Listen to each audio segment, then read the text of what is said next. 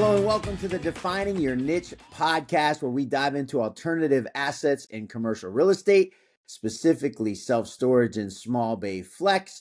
Excited today to have the Director of Business Development at Storage Asset Management with me, a good buddy of mine, Dave Deems. Dave's been someone I've been wanting to have on the podcast for a while. It worked out very well that we've gotten to see each other a couple times in the last couple weeks live, and today going live with a 30 minutes. So Dave, thanks so much for coming and joining me. Oh, I'm so happy you asked me to be on. I'm looking forward to it. Yeah, I appreciate your support. You've been talking to me for over a year about how you watch the podcast, and that means the world to me. But also, you are someone who has achieved amazing things in our industry. So, really looking forward to diving in.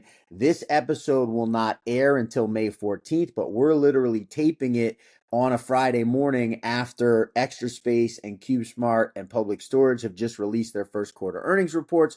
So we just finished ISS a couple weeks ago. SSA was like 6 weeks ago. We've had a lot going on in a short period of time in the self-storage industry. So I'm really excited to pick your brain about everything that's going on. We've got a half hour to do that. I always start the podcast off with the same question, especially in self-storage, such a niche industry and such a really cool industry, especially the people that are in it. I love to hear the story of how people got involved in this amazing asset class that we're in. Yeah, it was kind of by accident, like everybody else, right? So I worked retail for most of my career when I was younger, and then I wanted to get out of retail, and I went back to school, and I got a college degree, and then I left that and worked a couple of jobs, and then I got into a sales position, and I just absolutely love sales, and I actually went on Indeed, and I wanted to do something different after I got my degree, and I applied at Storage Asset Management with Alyssa Quill, and then I applied at Sam's Club as a district manager, managing 14 stores in Pittsburgh, and I wanted like nothing to do with retail, but that's who was interested in speaking with me, and then I met Alyssa, and I actually called her because I'm like, hey, I have to let these people know on Friday if I want to take this position. And she's like, I'm drafting you an offer letter right now. And so just got so lucky, not only to get into the industry, but to work with Alyssa and with Storage Asset at the time when they were just really starting to grow the business. So it was really a lot of luck, just landed in the right place with the right people. Talk to me about that, working with Alyssa at Storage Asset Management and watching the growth of that company. Specifically, what do you attribute that to, and a little bit about her and maybe how that has played out in the company? Yeah, so she's just she's one of the smartest and kindest people I've met, like in my personal life or my work life. And she was actually acting as a district manager at the time, really managing some stores, and she wanted to grow the business, so she brought me on. And I think one of the things that kind of got me the job was she asked me to go visit some stores. And I went around and I met some stores, and I came back and I did like a SWOT analysis, and I said, people in this industry are really proud of their properties and they show them off, but like they don't have any salesmanship skills. Like nobody asked me to rent a unit, nobody asked me for my contact information. So I kind of shared all that with her, and I think that kind of got me started. And then as we were growing the company, we were much smaller. I think we had like 40 or 50 stores or so. And I got to spend a lot of windshield time with her, going around to all the different stores and working beside her and just learning everything. It was just really good timing to get in. And so I was a district manager. I did that for about 5 years. And we were a smaller company, so I had like a store in New York and a couple in Pittsburgh and one in North Carolina, one in Sac. So I was constantly running. Yeah. Then we were able to grow it to get like a few more stores in each of those markets, and then add like a local district manager. So that's pretty much how I got started with Sam. I love this idea of the proactiveness that you took, right? So oftentimes, people kind of maybe sit and wait for things to come to them, right? You're in the interview process and yet you're showing the skills that you're going to bring to the table if somebody hires you. Where did that come from with Dave Deems to have that foresight to go and actually be proactive and hey, here's what I do. Here's what's missing. Yeah, so my first sales position was managing some stores for one of the first electronic cigarette companies. And I mean, trying to get people to quit smoking was like a tough sell, right? And I really just learned from a different perspective than just being in retail before. And like the thing that turned everything and made me a successful salesperson was that this one customer came to the store in the mall and she had like these expensive shoes and purses. Like she definitely had money. And these things we were selling were like $350. Yep. And I talked to her like 3 or 4 times and she never bought it. And then that one day she bought 2 kits. She dropped like $900. And I Hmm. just asked her like, what made you like buy this today? And she goes, today's the first time you told me I didn't have to quit smoking. I could just do this in addition. So she goes, I don't want to quit smoking. I love smoking. I love everything about it. And so I just learned from those interactions with the customers to like really learn to people, uh, Yeah. what they're looking for, listen to them, and then really just like offering the solution they're looking for. And I did that for a few years. I absolutely loved it. And then that company decided to go into a different direction. They were developing some new products and they got some FDA approval, but they kind of got bought out by like a national company. So those things never came to market. And then that's when I went to Sam. But that's kind of how I got my salesmanship background. Such a great point, right? Is understanding the customer's needs. And I think this is a massively good segue into kind of what's going on in the self storage industry now, right? We've seen as mentioned earlier, the earnings reports come out. We've seen that the three big public REITs have been sort of stagnant as far as rent growth. I don't think that's surprised anyone given the ECRI strategy that's been going on. You mentioned two things actually that I want to dive into. You were talking about Alyssa earlier, and I think you used the word intelligent. You definitely used the word kind, right? Which is really appropriate. And then you're also talking about with the vape company or the alternative to cigarettes, understanding your customer, right? And what it is that they need. You want to close a sale, it's got to be something that's good for them and that's their need. So I guess that's a long-winded way of saying at Storage Asset Management and with what you guys are doing, how are you operating in today's environment where in a lot of markets, the REITs are doing a pricing strategy that, drops prices precipitously, but isn't necessarily the best thing for the customer in the long haul? Yeah, really it's building those relationships with the people, and it's the company culture that we've had, and that's something that we've been very really trying to maintain as a smaller company, like the core values that made us successful. And it's hard to keep that as you grow, but we work really hard at that, and we have very low turnover. We say that the people, out in the field every day are the face of our business. They're driving the sales, and they're really the most important people that work for us. And that's come from the top down.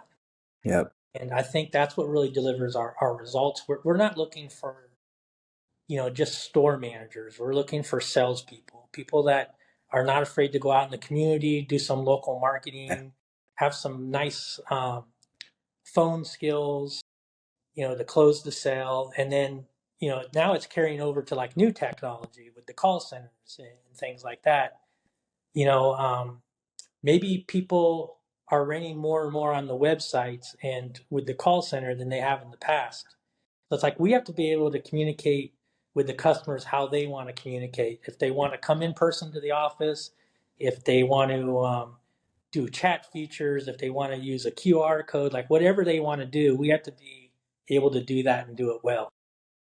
I'm interested because you've been in this industry for a while now, and that transition has been rapid, right? Like we've seen an advance in the available technology happen in the self storage industry. I mentioned that I got into the industry in 2021, right? So I'm still very new. I can remember being at SSA in 2022 in Orlando, the first trade show I went to, and then SSA in March in Orlando again, and ISS in April, the amount of technology booths on those two show floors was like five times what it was when I was in Orlando in 2022. So we're just dealing with a proliferation of options. How do you handle that? The sheer volume of what's going on and still be able to give good customer service to your client in the way that they want. Really, it's the dedicated teams within our company. When we were smaller, I wore a lot of different hats. Um, I was the IT person. I kind of was like the HR person, all that. But now we have some really good dedicated teams that have the knowledge to drive those things forward, and that really helps us. And we've done some things in the past where, like the call center, for example, we had a call center and they did a pretty good job, and we even had a dedicated team that took the calls for us from this third party company. Yeah. But it just wasn't giving us the results that we wanted, so we ended up launching our own call center. And so we've done that with a few things. Now we just did it with a revenue management piece within our organization. And I don't know exactly all the details of how all of those things work, but I know the results. Like in the call center, for example, our lead close rate almost doubled when we were able to launch our own. So we're able to kind of cater things to exactly how we want them. And if we're not getting the results that we want, we can instantly change it.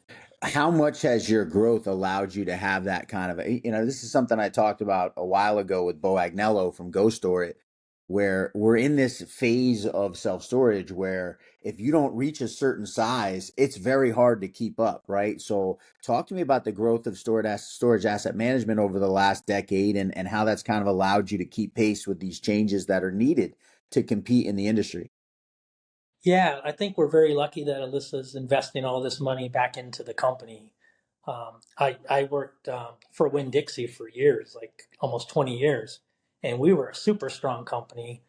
And then we quit doing that. Like we weren't keeping our stores updated. We didn't have like some of the new technology coming in things. And then Publix just came in Florida and like cleaned our clock. So you constantly have to change and adapt to everything going on in the industry. And our company has done that well. And that's one of the things that's kept us successful, I think. It's such a hard concept, and when you find somebody at a top level position who understands it, it's something to hang on to, right? Because we're all victims of, listen, we want things and it's normal, and you're on the grind and you're working hard and you're building something, and all of a sudden you see the growth.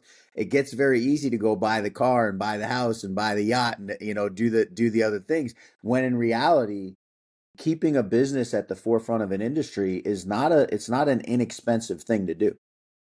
Yeah, and I think the other thing that's really helped us is like I'm in sales here at Sam, but I don't have like a sales quota where I have to bring a certain amount of clients every month or something like that. We've been growing, smartly. So part of my role is to really vet the potential tenants in the projects. Um, and then make sure they make sense. Like, are we going to be successful managing? That's the number one thing because, we just had a booth at ISS. That's the first time we did that at a national show. We rely on our reputation, and most of our leads are coming from our industry friends, the lenders, the brokers. Our existing clients are growing their portfolios. So that's how we get most of our growth. So our reputation means a lot. So what I do is I'm interviewing potential clients more than they're interviewing me sometimes, but it really helps us. And you learn lessons. I've brought some clients to our portfolio that maybe I shouldn't have. Yeah. Well, I'm not going to say maybe. You definitely brought some people that didn't work out. So um, we want to make sure that we're partnering with the right people. And this whole business is about relationships. And we do turn down a lot of potential clients just because we don't think we're a good fit. So after I do all the research and everything, then I bring it to an executive team, and then everybody looks it over and we vote on it. And people will bring up the concerns. They'll say what's good. Sometimes they'll say we'll manage it, but we need to be extra careful and think of this or that or whatever. We're trying to grow smart, not just quick. I want to go down this rabbit hole. I share this story a lot, but one of the most powerful things I ever did in my life, I ran a martial arts school for many, many moons, and I was struggling. I was deep in the hole. I was like $13,000 in the hole.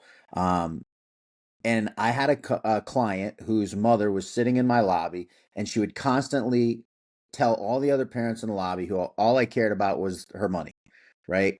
And I fired her as a client one day. I was actually ready to give her a $3,500 check, which I didn't have, by the way, but I was going to give it to her and find a way to pay it, come hell or high water. Ended up her son stayed. I just made sure she didn't come in my lobby anymore. But it's one of the most powerful things I ever did. Within 6 months of that date happening, I was earning on average what amounted to six figures in a year in my martial arts school. So that one event was so transformational. I'll never forget it. But it was scary as hell to fire a client and offer them money back. How do you how do you first of all determine who the clients are that you don't want to work with? And second of all, how do you guys as a company remind yourselves that that's actually saving you money in the long run? Yeah, so a lot of it is the talks before we start working together. And we're very careful to share with them the expectations that they can have of us. And then we also let them know the expectations we have of them. And before we execute a management agreement, it goes through some steps with other people. Like we'll get the marketing team on a call with them to explain what our marketing strategies are going to be and how the marketing spend is going to work. We'll get our accounting team on there, talk about the operational bank account and all that. Just because we want everyone to have those clear expectations before we move forward, because we don't want to um, we don't want to disappoint anybody, and we also just want to make sure that everyone's prepared and on the same page before we move forward, and that's really helped us. I'd love to dig into your because you're so uniquely positioned for this. What are the things that an owner of a storage facility who doesn't want to operate it themselves, they want to hire third party management, which is super common, by the way. What are the things that they need to bring to the table to make sure that their operation is going to be successful? Yeah, and that's important. It goes back to the expectations. Like, it's really hard for an individual owner operator to hand off their property to a professional management company sometimes because they want to be involved in all the decisions. And I think it's a benefit of coming with us because we are a smaller company and we do have several different ways that we can manage properties. But we do want to be the decision maker on some things, like pricing, for example, things like that. And then also capital improvements. Like we want to make sure that they're prepared to keep up with the properties and keep them in a condition where we'd be proud to, add them to our portfolio. Love that comment about it. Goes back to what we were talking about earlier that there's a cost of staying at the highest level of business, right? You opened a nice door for me, which was pricing. And it has been such a hot topic in our industry right now with the ESRI strategy that I alluded to earlier. How does Sam's attack that in markets across the country right now with your platform and your management practices? This idea of do you keep a rate closer to market rate for an entry level? Do you drop a rate lower to get people in the door and drive occupancy and then increase, rapidly to a much higher level? How are you guys approaching that? And especially given, as I said earlier, that in a lot of markets there's REIT presence and you're competing with someone who is gonna do rates at a super low level. Yeah, it's a really good question. And it's something we talk about every day with the You clients. can compliment my question asking anytime you want, Dave. I'll take that all day, every day. I do a lot of development, and I think it goes back to expectations again. Like sometimes I will have people come to me and they're like, this deal's not going to work if I don't get $17 a square foot. And we just have to be honest with them and tell them, look, this is not a $17 a square foot Market. market. So that's part of the analysis we do. We see who the competitors are. Sometimes we have to behave the same way. So if they're doing very low initial rates, and it's a development site and we're trying to build occupancy, we're going to have to do something similar. And so in those situations, we're going to have to be more aggressive with our existing client rate increases. They're going to have to be more frequent. They're going to have to be larger. But Yeah. at the same time, we don't want to be the lowest price person in a market. Um, it takes a while to get people back up, and then it affects your reviews online if people feel like, So sometimes it's just being transparent with the customers too and let them know this is your initial rate for the first 2 months or the first 3 months. And then they're expecting that bigger rate increase, right? It's not like they're going to move in at a really low rate and then get a 40% increase in a couple months. They don't even see it coming. Right.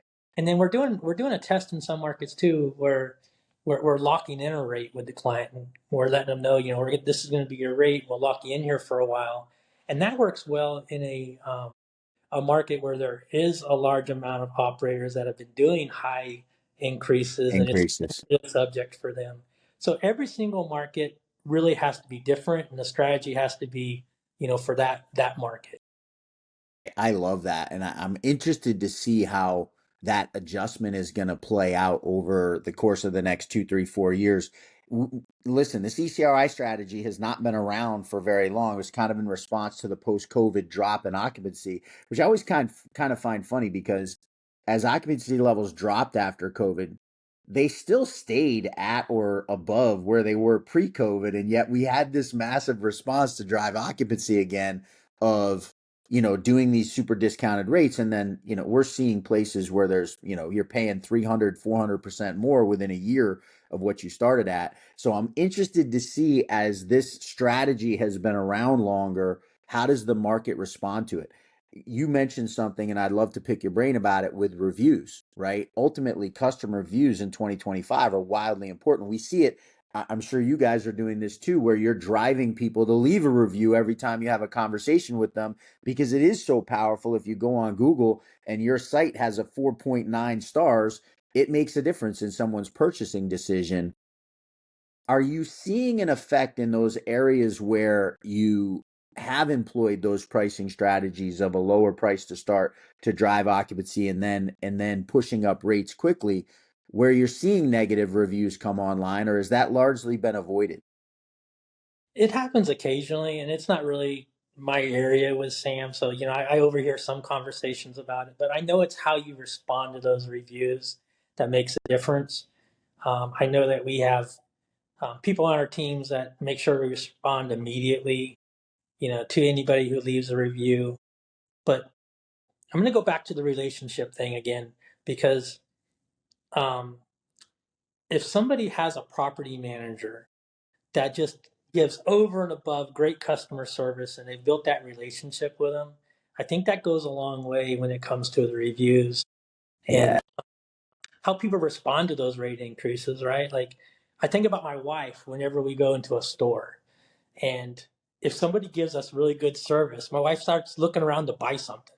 And I'm like, we don't have to buy something. She's like, no, she was like so nice to me. And, you know, so it's kind of the same way with the rent increases, I feel like. I love it. You really take care of the customers, you gave them great customer service, and, they don't want to leave you. And um, if they come to you, and that's what you want, if someone's really upset, is you want them to come to you and talk to you about it instead of just moving out right away, because maybe we can work something out. But you got to build those relationships with the I customer. love that concept, and want to just dive down a little bit. Where does that start? That idea of concentrating on that relationship with your client as a company, where does that start? From the top down.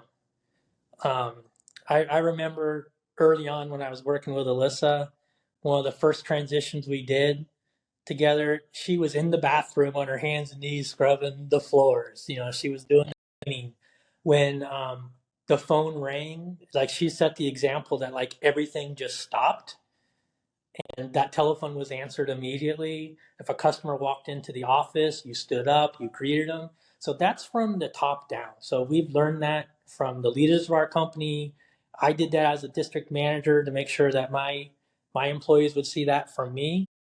I was terrified to answer the phone when I was a district manager and I was new, because we do mystery shops. And I'm like, Yep. if I ever get a mystery shop, I better score 100, because that's my expectation from the staff. You Yep. know, so it's really just something learned from the top down with the company culture. All right, I'm going to pivot a little bit to something you mentioned earlier, which is you're involved with a lot of developers from the beginning, right? They come to you to get feedback on markets where they might want to have you as a manager down the road. Extra Space actually mentioned this in their report. I don't know if you read it yet, but they talked about how development is very challenged right now, and they fully expect over the next couple of years that we're going to see a slowdown in development. I'll tell you honestly, I've been shocked. I expected 2023 and 2024 to be significantly below 2022 in the number of new deliveries, and the exact opposite happened. 2023 is the most deliveries that ever happened in self storage, and 2024, I think, is number three ever. How much of a dip are you expecting to see in 2025, 26, if at all? Yeah, I think it's definitely going to dip.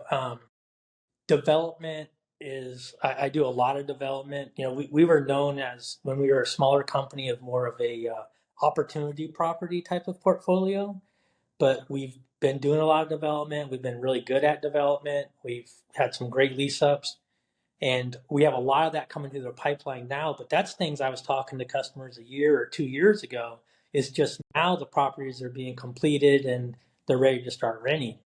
But it is getting harder now. I do worry a little bit about the pipeline that I'm building to happen a year from now. Yeah.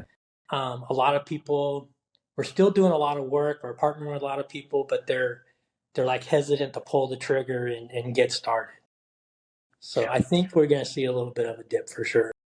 Talk me through some of the things that are happening in the industry that are making people hesitant to pull the trigger. Gosh, everything like the expenses are just going up. Like I'm seeing some crazy property taxes. I'm seeing Oh, you're property hurting me. You insurance. you just hit me in the gut twice. We just had a 15% increase in our prospective budget on a ground up project, and our property tax expectation just more than doubled in the last 2 weeks. So I can vouch firsthand that in the ground up development side of things, yeah, there's some not so fun conversations happening. I try to jump on that early. We always recommend people to get a feasibility study done. And one of the first things I always ask them to do, and I ask them to do this, kind of on their own and give me a number for property taxes, because I do see some that I had one a couple weeks ago that was in a feasibility study at 60,000 a year, and it was $114,000 when the number that they gave me, They got, yeah, and that this property. By the time he started talking to me, he was like 6 months away from opening, so that just completely blindsided him. yeah. So the tax We're we're is we're tough. fortunate we're not out of the ground yet, but we initially underwrote to 103,000 on a 56,000 square foot building, and we talked to the assessor. Of course, the challenge is you never really know until it gets assessed ultimately when you're doing a new build. So like you can estimate all you want, you don't really know what the number's going to be. But based on our conversation with the assessor, we readjusted our pro forma from 103 to 230. And as you can Oh, imagine, that makes a little bit of a difference in what a project. I'm laughing on the outside, I'm crying on the inside, I promise you. But just to kind of highlight and talk about that, this is the reality of what development is facing right now. yeah, and we do have a couple partnerships with some people, a tax a a tax company that can look at taxes and see if they can get any type of tax savings. So, we do have some preferred pricing for that we're sharing with our current clients. And then also we have a umbrella property insurance policy that our clients are getting Oh, that some big savings on. And it's those two things are tough. I mean, I'm seeing it in my personal finances too, with property insurance here in Florida where I live, and taxes.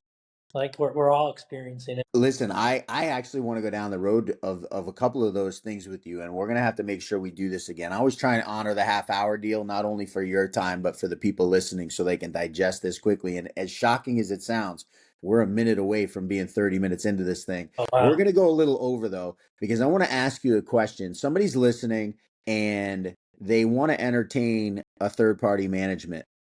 Why Sam's? What is it that you guys do best? Where is it that you operate best? Where is it a no brainer for them to reach out to Dave Deems and have a conversation about you guys managing their property? There's a couple things. One is, so we are the largest privately owned third party management company, and we don't own any properties at all. And that's strategic on our part, so there's no conflict. Um, some people reach out to us because they felt like there has been a conflict with their property and some others. And then the other thing is the branding. So some people have established properties that have a well known name brand, they've got great Google reviews, all that kind of stuff, and you don't have to rebrand with us. So you can keep your existing brand, and that's important to a lot of people. And then the other thing is, we have over 60 stores we're managing virtually too. So we have the ability to manage with like traditional on-site management or a virtual model. And then I think the other thing is like so important right now is the marketing. The marketing is just like one of the most important things, and our team just knocks it out of the park. We just have some great marketing people, all led by Melissa Stiles, who's very well known in the industry. Yeah. In the call center, we could probably sell our call center to people. That's how well it's working. Oh man, it's been such a joy to sit down with you. We didn't even get to talk about a lot of things that I want to talk about with you. So we're gonna have to definitely do this again someday because there's, especially about the industry. I missed the last couple times we've been at trade shows. You and Martin and I haven't been able to get together and have dinner. I missed those. We'll have to make sure that happens again in Vegas in September at SSA. Can't thank you enough for coming on. You're gonna see your information scrolling across the bottom so people know exactly how to get a hold of Dave Deems. Just I can speak from personal experience, a genuinely great dude. So appreciate the fact that we're in this industry together and I get to run into you on a regular basis. And can't thank you enough for sharing all the insight you shared with us today. Well, thanks for inviting me, and it's always great to talk to you. I look forward to seeing you again. Dave, I appreciate it. That is it for this week's episode of the Defining Your Niche podcast. Listen, I'm looking for land around the country. If you look at a 4 to 10 acre site that is in a pretty populated area, might not be working for self storage, I would love to look at it. So reach out to me and send it to me. If you got anything of value from this episode or any other episode for that matter, leave a comment, leave a like, subscribe to the channel. Those things really matter to us and they help us. We appreciate all you guys, and we'll see you again next week. Oh, I forgot, and thank you, my friends at Prop Rise. I love you guys. Thanks for sponsoring the show. I will see everyone next week. Thank you, everybody. Great talking to you.